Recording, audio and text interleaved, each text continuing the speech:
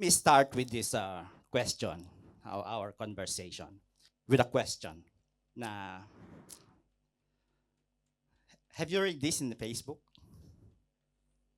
Some of you. Pero yeah, I want to start with this question. Have you ever thought, even just once, giving up your faith in Jesus? Ni minsan ba naisip nyong siguro talikuran yung pananampalataya natin sa Panginoon? Have you ever once thought of giving up your faith in Jesus? Yes, marami yung nag-agree. Yes. Some of you did not answer, so it's okay. But if you ask me the same question, um, I don't remember that I thought of giving up my faith in Jesus. But what I remember is mahirap palang maging Kristiyano. It's really hard to be a Christian, to be a follower of Jesus Christ. Don't you think so? Ang lakad natin sa Panginoon is like a race, kagaya ng sinasabi kanina. Just like what we did last 2 Sundays ago, 2 weeks ago, our amazing race that sa umpisa ng ating pananampalataya sa Panginoong Jesus, napakasaya. Di ba? Di ho ba? I was so happy when I was a baby Christian. Because you know the feeling that you were sinful, that you are hopeless without God in your life. But then you happen to understand the beauty of the gospel of Jesus Christ. That there is forgiveness in Him.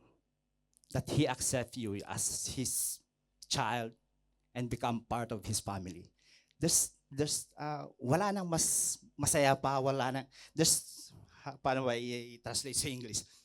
There's no more joy than realizing that you are accepted by God, by Jesus Christ. And that's who I am when I was a baby Christian. So napakasaya maging Kristiyano actually. And Paul says that we should be rejoicing in the Lord always. Dapat ganun tayo palagi eh. But somehow, along the way ng ating paglakad sa lakad natin bilang Kristiyano, sa ating pananampalataya, in our faith in Jesus, sometimes we feel tired. Did you think so? Nakakapagod maging Kristiyano minsan, ano? Nakakapagod yung hindi mo na alam kung ano ang gagawin mo. Yung you're trying to do your best for the Lord, but sometimes other people think that you're doing the wrong thing. What do you think so? Yung pagpunta mo ng church, kinakantsawan ka pa. Hallelujah, praise the Lord ka dyan. Hindi naman nagbabago yung ugali mo. Yung parang ganun.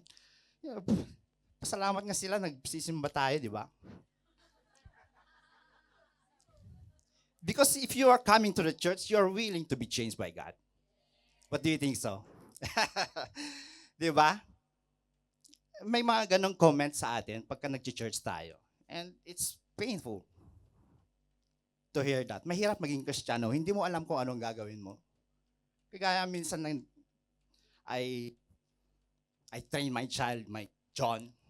Pinapagalitan ko minsan to discipline him. But sometimes my wife says, nagpe-preach ka pa naman sa harap. Naghanap ako ng kakampi, ha? So, please.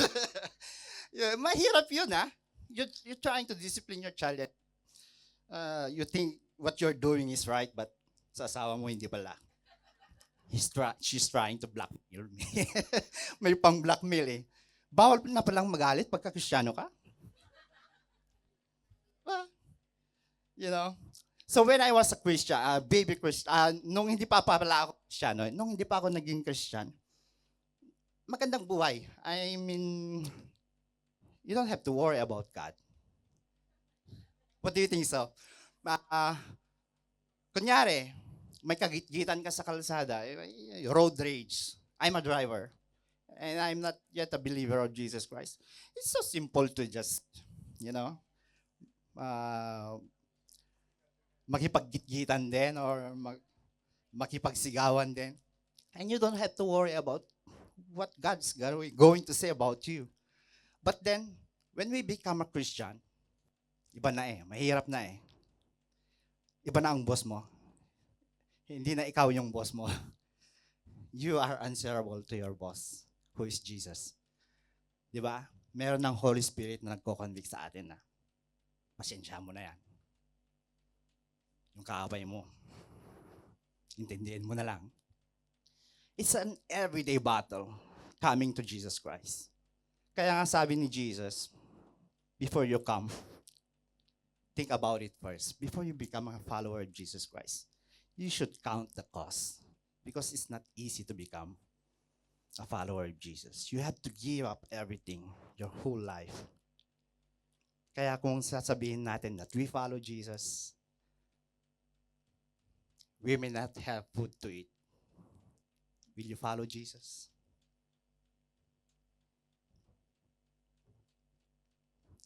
Sabi nga ng Panginoon, that whoever puts his hand on the plow and looks back is not fit for the kingdom of God. Kaya pag nagdesisyon ka na magtiwala sa Panginoong Jesus, if you have decided in your life, in your heart, that you believe in Jesus, there's no more turning back. Right? You're not fit for the kingdom of God if you go back to your sinful life. So, siguro ganun din tayo. Siguro ganyan din tayo. I've learned from our Fast Amazing Race. Sa umpisa, lahat excited. You know? Everyone is excited during our Amazing Race from the start, from the beginning. But then, I've noticed that some of the players along the way, in the middle of the game, in the middle of the run, hindi na makangiti. They can no longer smile. You know? That's our spiritual walk with the Lord. Comparing parang parang race. So iba na yung buhay natin bilang Kristiyano. Noon, we were walking in darkness. We were walking as a sinner. Diba? Sabi nga ng Panginoong Jesus that wide is the gate, broad is the light that leads to destruction. And many will enter through it. But narrow is the gate that leads to life, but only a few will find it. So Jesus is the way. So anyone who walks in darkness never know where they're going. But tayo, nananampalataya sa Panginoong Jesus, we know where we are going because He is the light of our life. Jesus is the way to the Father. Our home is not on this earth, but our citizenship is in heaven. Amen? So, it's like a race.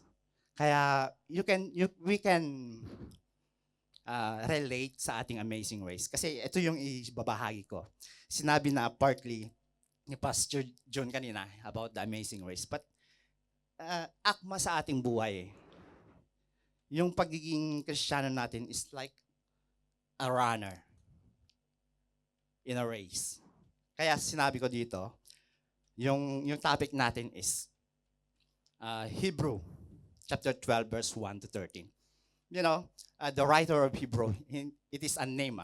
Hindi kilala yung nagsulat ng Hebrew book.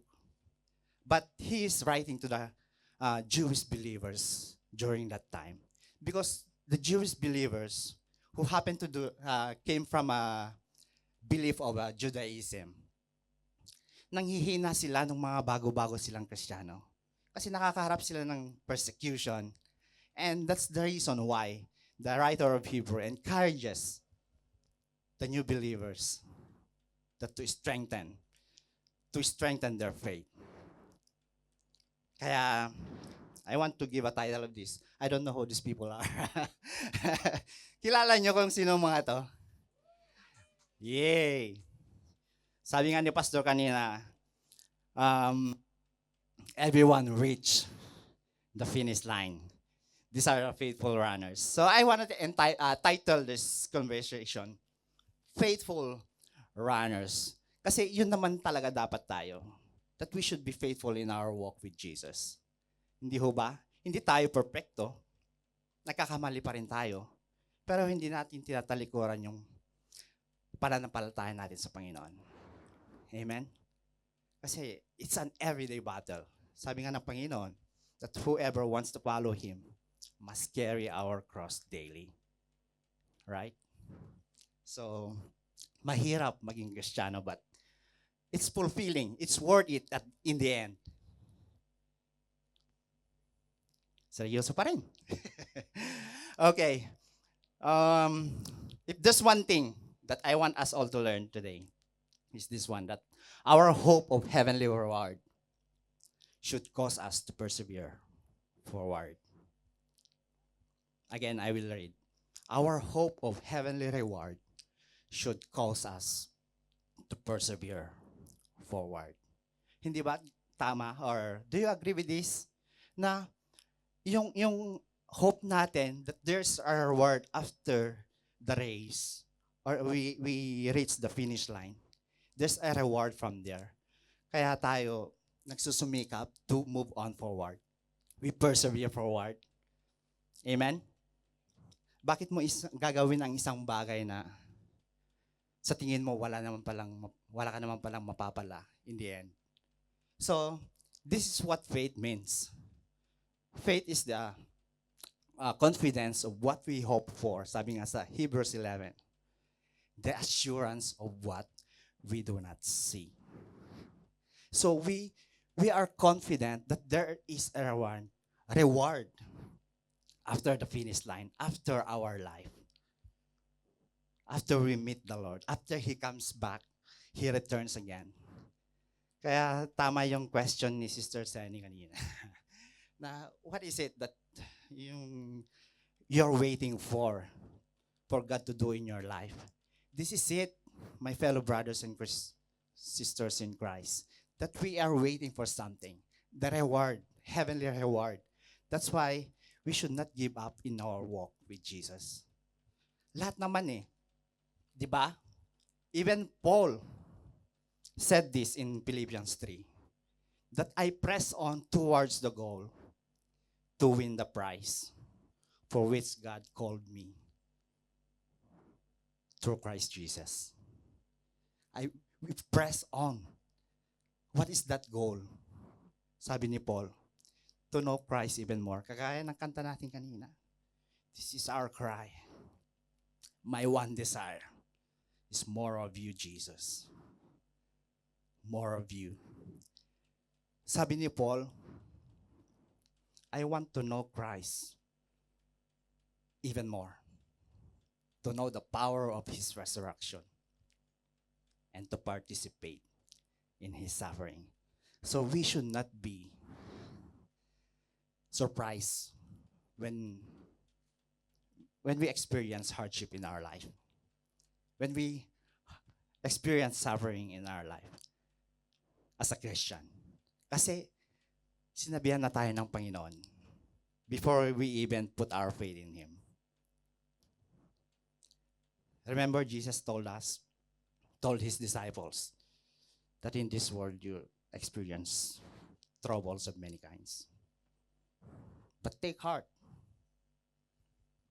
I have overcome the world. You know, Jesus promised. Jesus did not promise an easy life as a Christian. Expect the hard but fulfilling life. Mahirap maging Kristiyano, but in the end, it's all worth it. Amen? Whew. I think you got it all. So, our hope of heavenly reward should cause us to move forward or persevere forward. So, tinignan ko yung meaning ng persevere. Kasi yun ang ginamit ko. In other version, it says endurance. Kagaya ng NLT version. Yeah. So endurance is having the ability to handle difficult things. In essence, short term for longer gain. Sabi naman sa perseverance on the other hand is continuing on a journey despite the obstacles to reach a destination or goal. So, you remember our amazing race? Ang dami nating task. Naganda TikTok doon. Hindi na kayo nahiya, di ba? Hindi, mali ba yung term ko sa Tagalog? Hindi kayo nahiya? Okay. Okay. Wala kayong pakialam, di ba? Because you wanna finish the race. So, regardless kung sinong nakatingin sa atin nagdasandas, sayaw-sayaw dun. We didn't care. Di ba? We persevere forward to reach that destination or goal. Di ba? Push up dun sa maling lugar. Meron ba? It's so funny. But we can relate. Yung mga kwan natin, yung mga ginawa natin in Amazing Race. That's why there's yung post preaching natin ngayon na we should relate our previous Amazing Race. Kasi we learn a lot from there. Don't you know that every instructions that we receive all lead to the finish line? It's only the interpreter of the word. Kaya naliligaw ng landas.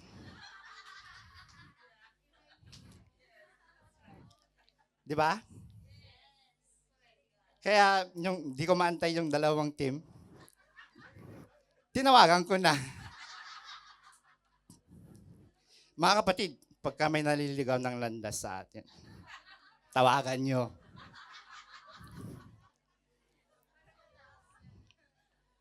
You know, it's true in the Bible that the Word of God leads to Jesus.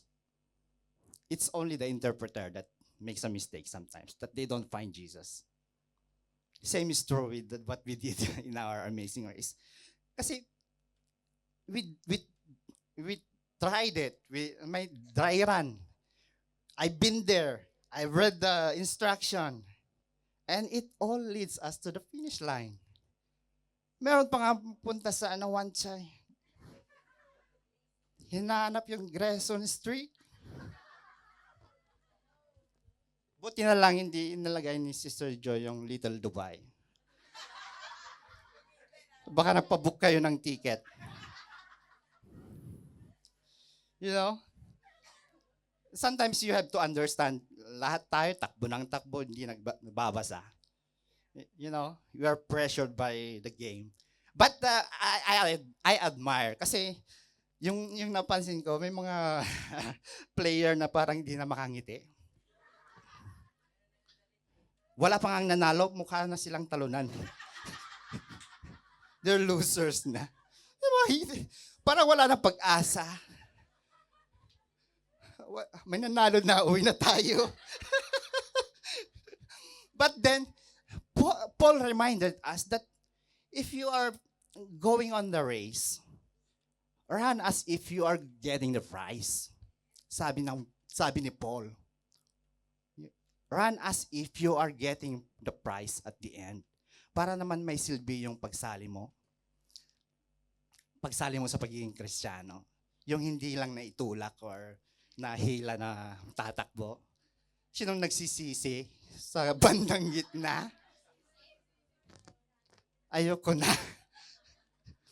Ayoko na maging Kristiyano, parang ganun. Masaya sa umpisa, but then, sa kalagitnaan, sisisi na. Hindi na mauulit to. I wanna go back.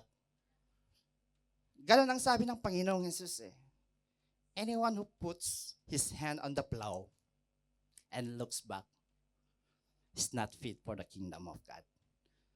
Pagka nag-decide ka, if you have decided to follow Jesus, tuloy-tuloy na yan.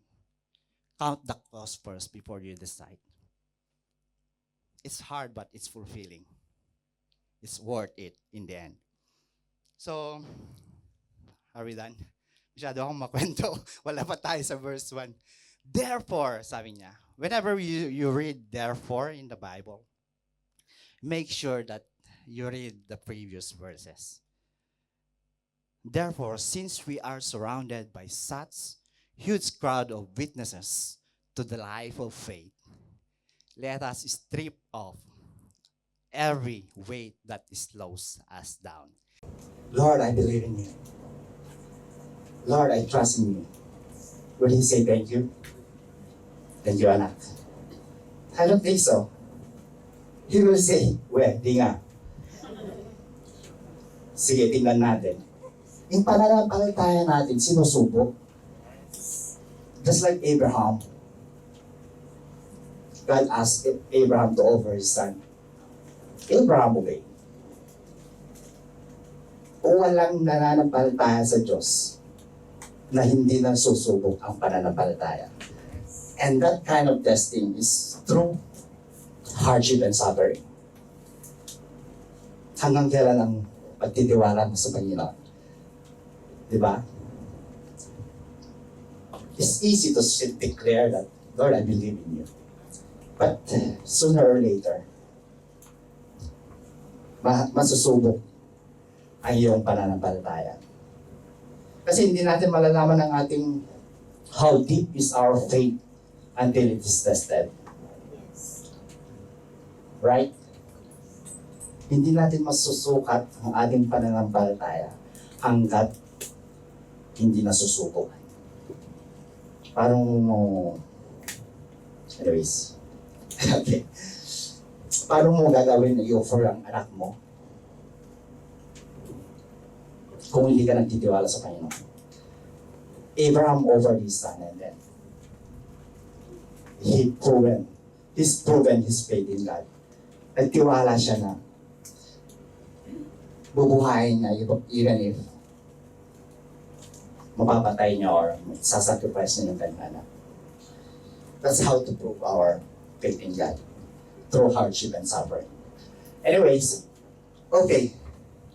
Therefore, since we are surrounded by huge crowd of witnesses to the life of faith, let us strip off every weight that slows us down. Ano ibig sabihin nga nito? Sinong tumakbo? Who had a lot of baggage last time? Have big bag and everything. But do you think, does that make you run faster or it slows you down? Parang dinala mo ng buong bahay nyo. Wala ng charger, kutsara, tweeter, everything. Dinala na. Kaya hindi makatakbo ng maayos, kaya nagre-reklamo. Di ba? Sabi niya dito, strip off everything, every weight that slows us down. Especially the sin that so easily trip us up. Yung mga kasalanan natin, whatever, kung ano man yung naiisip nyo, mga addiction, maybe, addict sa TikTok, Facebook, social media, yan na, punta sa MTR, lahat mga ganun, yung telepono. You know? Kung gusto mong lumakad sa Panginoon, sometimes you have to trim off some unnecessary things in our life so that we can focus our walk with Him. And let us run with endurance the race God set before us. Let us run with endurance the race that God set before us. Lahat tayo tinawag ng Panginoon bilang Kristiyano para sumunod sa Kanya. No longer we ourselves our boss. Si Lord lang nasusunod sa ating buhay. Dati-dati, ang bilis nating sumakot pagka yung may nangaahaway sa atin, di ba? Pero but when you became a Christian, you really had that self-control now, di ba? Or hindi pa rin? Ako kayo may, ha? Kung meron pa, hindi pa naman tayo perfecto eh. We are in the process of changing from glory to glory, di ba? But, sabi ko nga, magpasalamat tayo, nag-church pa tayo. Kasi, that only shows that we wanna be changed by God. Kaya kung ano man masasabihin ng mga tao na tagal mo na sa church, sumanda ka na, hindi pa babago. Don't mind them. As long as you're really sincere in seeking the Lord. Kasi baka mas lalo pa yung ugali natin kung hindi tayo nagsisimba. What do you think? They should be thankful. Okay. In verse 2, we do this by keeping our eyes on Jesus, the champion who initiates and perfects our faith. So, even Jesus was a runner. Even Jesus, tumakbo siya. Remember when he said on the cross, it is finished. He's done. He's the champion of that race or the faith. He does the will of the Father. He came to what God has intended him to do. And that is to offer his life as a ransom for many. Jesus was the champion. Kaya nga sabi, kung tayo, if somehow we are being nanghihina tayo sa ating pananampalataya, we are weak now. How to English that? Pagka nanghihina na tayo, bahala ka na. Sa ating pananampalataya, look unto Jesus. Tignan niyo siya. Even he was a runner. He did what God intended him to do. Tumaan siya sa ating sa pagiging tao. Nakaranas lahat ng klaseng paghihirap, persecution, flogging, even to the point of killing him on the cross. The most shameful death during that time. Kaya nga, when we are nahihina tayo sa ating pananampalataya, look unto Jesus. He endured the cross. Because of the joy that is awaiting him, that's what I'm trying to say kanina. That there is a reward at the end of the race. The joy that is awaiting him, he endured the cross and disregarding its shame. Kaya sabi ko kanina, pagka nandun tayo sa race, when we are Christians, hindi tayo nahihiya na mag-hallelujah, praise the Lord. Di ba? Sinong nahihiyang kumanta dito ng thanks and praise? Di ba? We don't care. If the Lord says, go on, preach the gospel, huwag tayo mahiya. Kagaya ng Panginoong Jesus, the cross was the shameful way to die. But he disregarded it because of the joy that is awaiting for him. Now he is seated in the place of honor beside God's throne. So you see, what an accomplishment that he did when he did the will of the Father. He humbled himself. Itinasya siya ng Panginoon. God exalted him. And now he is seated at the right hand of the Father. And that's why we Christians believe that he would return one day. And that is our hope, our heavenly reward. That's why Jesus promised in Revelation 22, that look, I am coming soon. And my reward is with me. And I will repay each person according to what they have done. I am the Alpha and the Omega, the beginning and the end, the first and the last. Lahat tayo may race, mga kapatid. Believers or unbelievers, we are all in spiritual race. Kaya lang sa ating mga Kristiyano, because we Christians, we will hear the well done word at the end of the race. Well done, good and faithful servant. Come and join your master's happiness. If you are unbeliever, well done then. Don't you think? Lake of fire. Well done. Hindi hapok ka. Totoo yun, heaven and earth, or heaven and hell are real in the Bible. And that's what we believe. That's why we don't want to go to hell. We put our faith in Jesus because we believe that there is a reward from Him if we continue in our faith.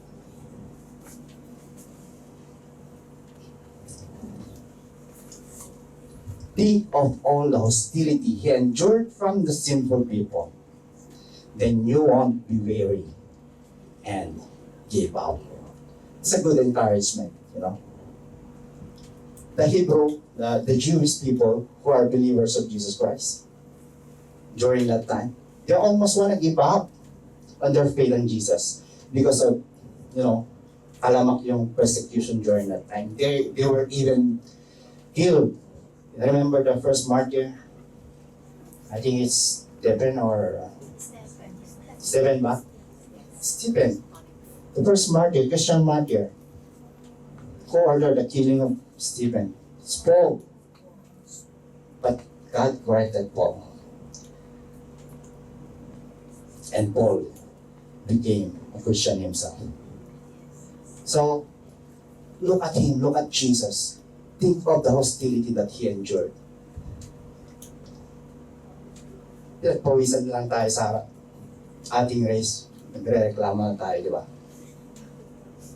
But think of them. Sabi ng writer ng Hebrew, dami nating reklamo. Hindi nyo pa, wala pang nag-buwis ng buhay sa inyo. Di ba? Sa church, reklamo tayo na walang kape. Si Jesus, di nagreklamo eh. It's just an example, but may nagreklamo talaga sa cream ng kape. Anyways, ang liliit na mga issues natin as Christians. But look at Jesus. Look at Paul. Si Paul, many times he experienced, he even told us that he faced death every day. He was jailed, imprisoned, shipwrecked, and everything. I experienced all these things for the sake of Christ, sabi niya. Kahit sabi niya sa mga believer, just like us now, that imitate me as I imitate Christ. Kayahin natin ang Panginoon, or Paul, or read the Word, and be guided by it. Ang problema kasi sa atin, takbo tayo ng takbo, hindi nagbabasa. Kaya tayo naliligaw. Kaya may tumatawag sa inyo pag naliligaw ng landas. I mean, let us be reminded. Diba? After all, you had not yet given your lives in your struggle against sins. None of them, wala pang namamatay, wala pang nagsakripisyo ng kanilang buhay. But imagine Christ gave up himself as a ransom for men. He was the sin offering for our sin. And have you forgotten the encouraging words God spoke to you as His children? Sabi niya, He said, "My child, don't make light of the Lord's discipline. And don't give up when He corrects you." It's true to us today. Pagka nakokorek tayo, nagtatampo tayo. Hindi na lang tayo matawagan. Hindi mo ba? Masakit. It's hard to be corrected. But sabi niya, don't give up. Don't give up when the Lord corrects you. So yung mga hardship natin, yung mga suffering natin are all part of our training as a Christian to become mature. For the Lord disciplines those He loves, and He punishes each one He accepts as His child. Si Lord din pala nag-discipline. Si Lord din pala nag-papanish pagka nagkamali. Then, I have the license now. Pwede pa lang mag-correct ng bata. Mamalo minsan, hindi puro pagpapala. Pagpapalo din minsan. Diba? And don't give up, huwag kang madismaya kung kinokorek ka ni Lord. Kasi it's for your own good. Bawat pagsubok na nadadaanan mo, if you overcome that trial or suffering, nagiging mature ka, yung kalakasan mo, mas lalong tumitibay. Diba? That's the way God strengthen us through hardship. If you overcome it, then you're ready to the next level. Diba? So, James is correct. Consider it pure joy, my brothers and sisters, when you face trials of many kinds, because it produces perseverance. Yung continuous journey despite the obstacle. Sabi ng binasa natin kanina. So, yeah, that's why I asked in the first question, did you ever thought of giving up your faith? Kasi dapat magpatuloy tayo eh. As you endure this divine discipline, remember that God is treating you as His own children. O sa diba? Hindi pala masama na magdisiplina. Naghanap lang ako ng campaign. Great, it's clear. No, if God is disciplining us, it only means one thing: He loves us. He treats us as His child. Diba? Kasi sabi niya, pag hindi disiplina, if you are not disciplined, you are illegitimate, as He says. So, as you endure this divine discipline, remember that God is treating you as His own children. Who ever heard of a child who's never disciplined by his father? Sa kayo nakarinig ng hindi disiplina ng kanyang anak, sabi ng Tagalog, para maliwanag. It's normal for a father to discipline a child.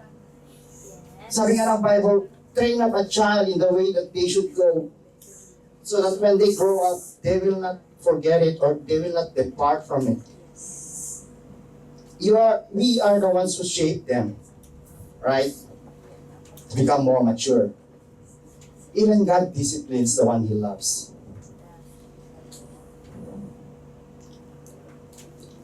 If God doesn't discipline you as He does all of His children, it means that you are illegitimate and are not really His children at all. Kaya magpasalamat pala tayo pagka nakakaranas tayo ng mga correction sa ating buhay, ng mga paghihirap. Because these are the discipline of God sa kanyang mga anak. That means He loves you. Diba? Do you agree or not? Agree. Kasi marami nagre-rebelde sa atin minsan. Pag nakaranas ng paghihirap, ayaw na lang mag-church. Ayaw na lang mag-pray. Akala ko ba, Lord, will be with me at the end of the age? Sabi ko ba, ganun. Why? Bakit sa akin nangyari to, Lord? May mga ganun tayong linya. May mga ganun tayong lines sometimes. Bakit sa akin pa ito nangyari? Bakit hindi na lang sa ibang tao? Bakit hindi na lang yung kaaway ko nangyari? Alright? But if you experience this, one thing is for sure. God loves you. And He is not, wala na siyang dapat patunayan. He's not gonna prove anything to you. Because He's proven His love already. Long time ago. When God sent His Son. that proves His love for us all. Amen? Lapit na. Since we respected our earthly fathers who disciplined us, shouldn't we submit even more to the discipline of the Father of our spirit and live forever? Isa itong tanong, pero alam natin ang sagot. Kung dinidisiplina tayo ng ating mga tatay, our earthly fathers, shouldn't we more submit to the Father of our spirit? The answer is, we should. It's a rhetorical question. We know the answer. But, we don't have to explain much more. For our earthly fathers discipline us for a new year, a few years, doing the best they know how. But God's discipline is always good for us. O see, ang gandang pakinggan. Let me read again. But God's discipline is always good for us, so that we might share in His holiness. Hindi mo ba? Iba na yung pagkatao sa atin eh. Anyone who belongs to Christ is a new person. The old life is gone, the new has come. We have to live our life holy because Christ or God is holy. Hindi na tayo yung boss, kaya ng sinabi ko. We're not the boss of ourselves. But we have a Lord, Master, that we should obey every day. No discipline is enjoyable while it is happening.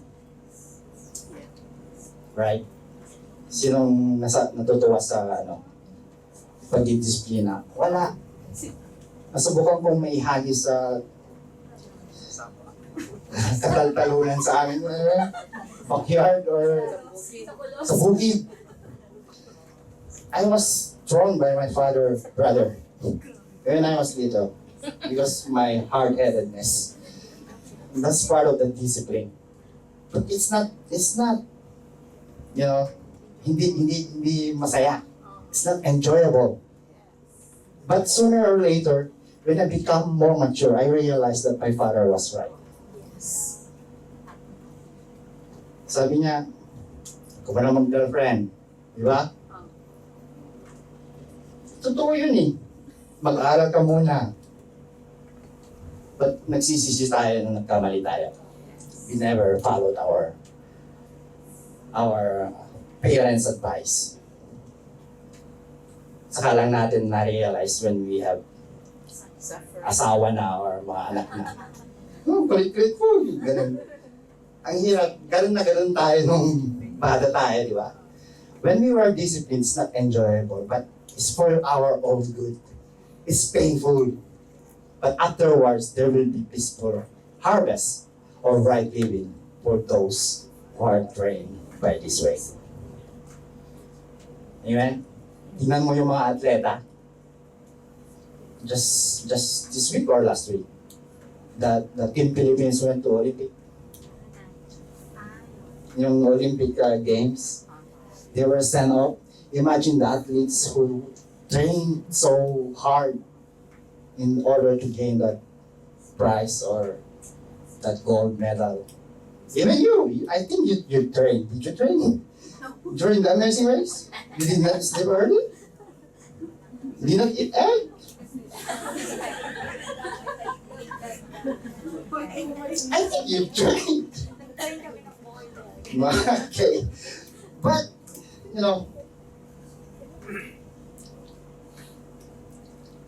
we will reap a good harvest if we train by God's discipline. So take a new grip with your tired hands and strengthen your weak knees. Remember, this is a writing to the Jewish believers. Kasi nanghihinaan sila, they are weak in their faith already. Maraming nanghihina dahil sa kanila din. Sometimes, we as leaders of the church or we as Christians minsan, pag nanghihina tayo, look around you, yung mga nagpalisan nanghihina na rin. Subukan mo you are a leader and you are weak. Everything or everyone, every people that surrounds you becomes weak too. I saw that in the Amazing Race. Wala lang silang saya. Pinanghinaan na ng loob. Kasi siguro lahat may kanya-kanyang direction. Wala nang masaya. Di ba? May hina ng loob. Hanggang sa buong team, ang hina na. Sabi dito, take a new grip with your tired hands and strengthen your weak knees. Because what? Because of what? Mark out a straight path for your feet so that those who are weak and lame will not fall but become strong. See, this church, the Hebrews, they should strengthen their weak knees para yung mga nakapaligid sa kanila. Because they are the church eh. We are the church. Imagine if you are a weak church. Sino mawiwin natin sa Panginoon? Paglalambasan pa. Pagpapedik-pedik tayo, di ba? Who would you win? Eh, ang calling natin is to win more souls to the Lord. Bring some more sheep. Bring other family members in the family of God. That's our calling. But if you are weak, who would you win? Kaya sabi niya, it's a good reminder to all of us. Yung sinabi niya sa Hebrews, that mark out a straight path for your feet so that those who are weak and lame will not fall and become strong. I think this is the last verse that I want to share. So again, our OPM today is our hope of heavenly reward should cause us to persevere forward. Siya yung nag-i-initiate sa atin, siya yung nag-motivate sa atin. It is the heavenly reward that motivates us to move forward, to keep you going in your faith. Let us not be like Judas. Na he's already a part of the team of Jesus. He already parang almost at the finish line. But he betrayed Jesus. He sold his master for 30 pieces of silver. So with us sometimes, in our race, I believe merong in-encourage si Brother Bebot na team na gusto nang mag-give up. Malapit na yung finish, natatanaw na. Di ba? If you will not encourage them, I think they will not continue. But again, it's a good reminder that there's a prize at the end of the race. Go on, keep moving. Persevere forward despite of the hardship, obstacles, or sufferings that we experience. So again, going back to the question from the very start, have you ever thought, even just once, giving up your faith in Jesus? Yes, kasi mahirap. But the Bible is assuring us that it's all worth it in the end. Because ang promise ng Bible, ang promise ng Word of God, there is a reward at the end. Jesus will come back again. And that is our faith. That is our hope, our living hope. He will return. Amen. So, this is my short message here. Our faith may bring hardship and suffering, but to Jesus, these are all part of our journey. I hope you would all agree with this. Part lahat yan. As Pastor mentioned a while ago, that everything that happens in our life, Romans 8:28, is all for our own good, for us believers. So again, this is my application. If there's one thing that we should do, be reminded of this. Let's go on for that goal of finishing the race. yung marating natin na we have to fight the good fight. Again, I remember Paul said to Timothy that during his last days or hours of his life, sabi niya kay Timothy, he said to Timothy, that I have fought the good fight, I have run or finished the race, and I have kept the faith. I have remained faithful to Jesus. I think that's our goal too. That we should know Jesus more, to be directed by the Holy Spirit in our life, and to participate in Jesus' suffering. Amen? So let's proceed on that goal in our life. At kasi parang walang saysay, walang silbi ng pagiging Kristiyano natin if we don't do our purpose as a Christian. Sabi ni Paul that we're not like a boxer who is beating the air. Nung susuntok ka, wala ka namang tinatamaan. Dapat kung sumusuntok ka, if you box, at least you hit your enemy. The same is true with our life as a Christian. If we happen to be a Christian, at least do our best to be, part of the body. Meron tayong gift, meron tayong talent na tinanggap sa Panginoon. Pag-amit natin. Be a useful Christian. Amen? I think that's it. Our hope of heavenly reward should cause us to persevere forward. That's all for today.